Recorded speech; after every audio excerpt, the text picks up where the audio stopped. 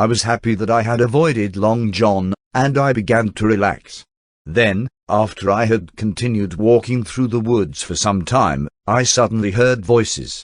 The voices grew louder and nearer, and I hid behind a tree. I thought that I should try to listen to the conversation, so I quietly moved closer through the trees. At last, I looked down a little hill towards an open area of swamp, and I saw Long John Silver and one of the crew.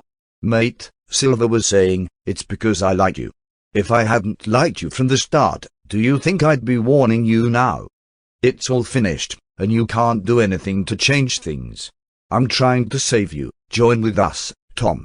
"Silver," said the other man, "you're old, and you're honest, and you've got money, too, and you're brave. And you're telling me you joined those men? Not you. I'd prefer to lose my hand than turn against my duty." Suddenly, from far away there was a loud cry of anger, then a horrible, long scream. It was a death cry, and the sound of it would not leave my head. "What was that?" said Tom, shaking with fear. "Oh," Silver quietly smiling, "that must have been Alan." "Alan!"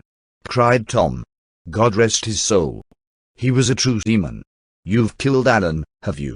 Kill me, too, if you can." And with that, this brave man turned and walked away. With a cry, Silver threw his crutch with all his strength.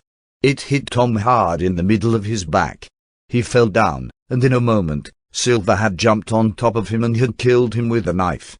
Then I saw Silver slowly cleaning the blood from his knife on some grass.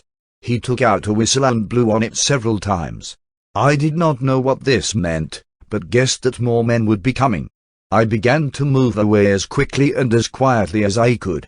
They had already killed 2 people. Might I be next? I ran and ran, full of fear. How could I go back to the boats with these men after what they had done? Would they kill me as soon as they saw me? It was a disaster, I thought. There was nothing left for me but death by one of the mutineers, or by starvation. But as I ran through the woods, a new fright made me stop suddenly, and I stood still, my heart racing.